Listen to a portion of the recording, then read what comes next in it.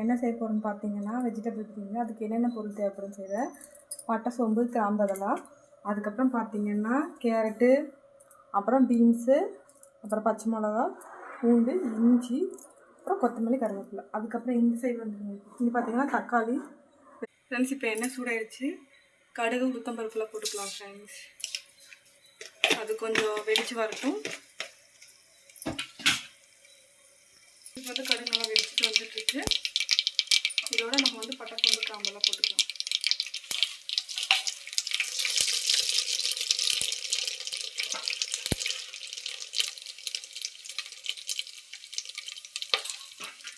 வெங்காயம் சேர்த்துக்கலாம் ஃப்ரெண்ட்ஸ்.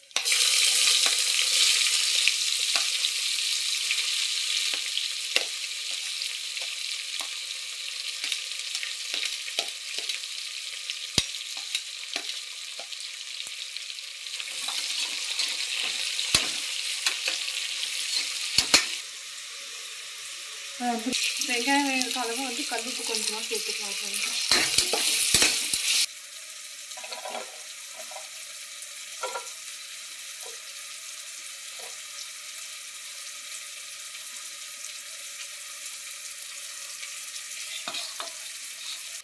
இஞ்சி பூண்டு பேஸ்ட்டு அரைச்சிட்டு வந்தாச்சு ஃப்ரெண்ட்ஸ். வெங்காயம் நல்லா வந்து குக் ஆகிடுச்சு. இப்போ வந்து நம்ம இஞ்சி பூண்டு பேஸ்ட் இதில் கலந்துக்கலாம்.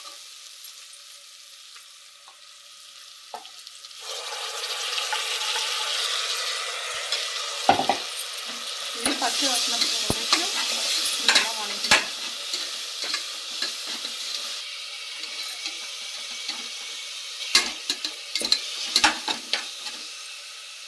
போட்டதுனால பச்சை வாசனை கொஞ்ச நேரம் போகிற வரைக்கும் வதக்கிட்டோம்.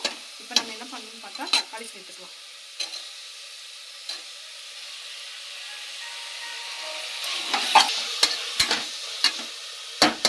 தக்காளி சேர்த்தாச்சு. இப்போ லைட்டாக கொஞ்சமாக மஞ்சள் சேர்த்துக்கலாம். 1 டீஸ்பூன் மஞ்சள் சேர்த்துக்கலாம்.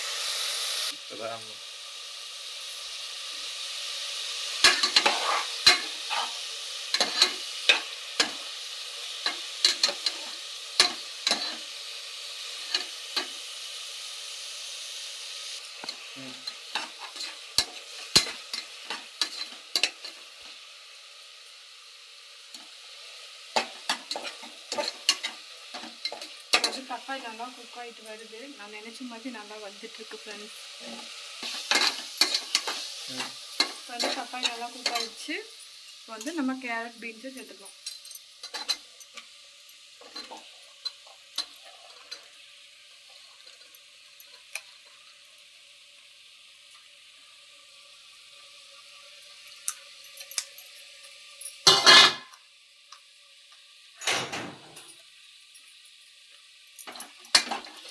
அப்படியே நம்ம நல்லா கலந்துடலாம்.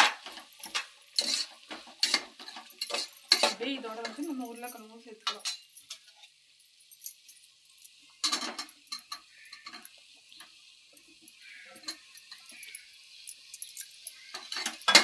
அப்படியே நல்லா கலந்துக்கணும்.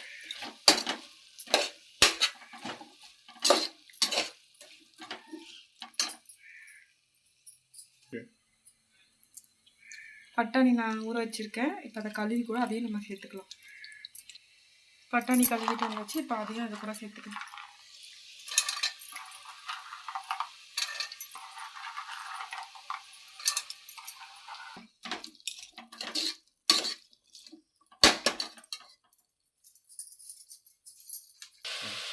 வந்து நம்ம கொஞ்சமாக பிரியாணி மசாலா போட்டுக்கலாம்.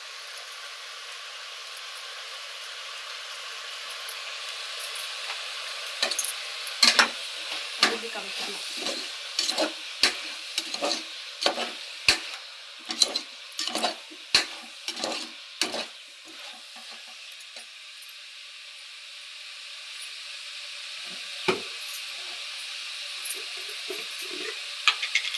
அது கூட சேர்த்து கொஞ்சமாக குழம்பு மிளகாத்தூள் போட்டுக்கலாம்.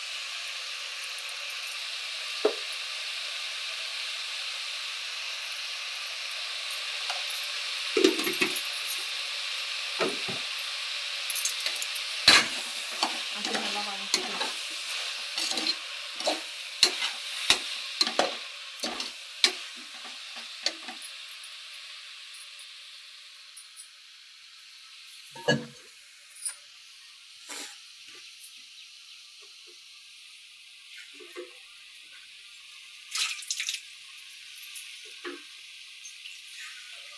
இப்போது நான் ஒரு படி அரிசி எடுத்திருக்கேன். அதுக்கு இந்த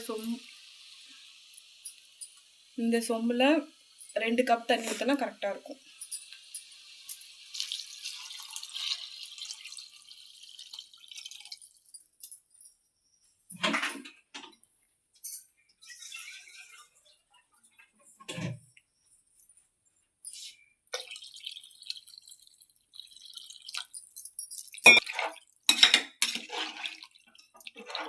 அரிசி போட்டுக்கலாம்.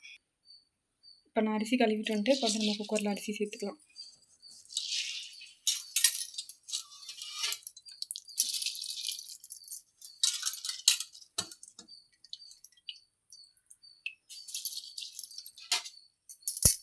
நான் அரிசி சேர்த்துட்டேன்.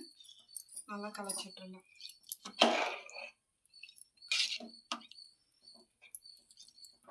இப்போ இந்த சாப்பாடு இப்போ நம்ம கல்லுப்பு சேர்த்துக்கலாம்.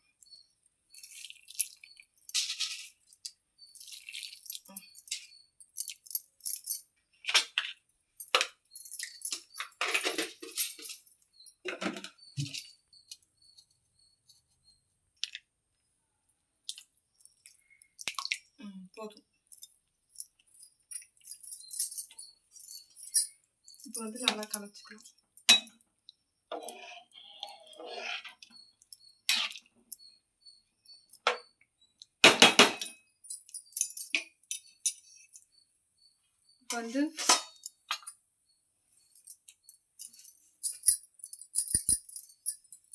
இப்போ நம்ம ஃபைனலாக கொத்தமல்லி நல்லா தூவிக்கலாம்.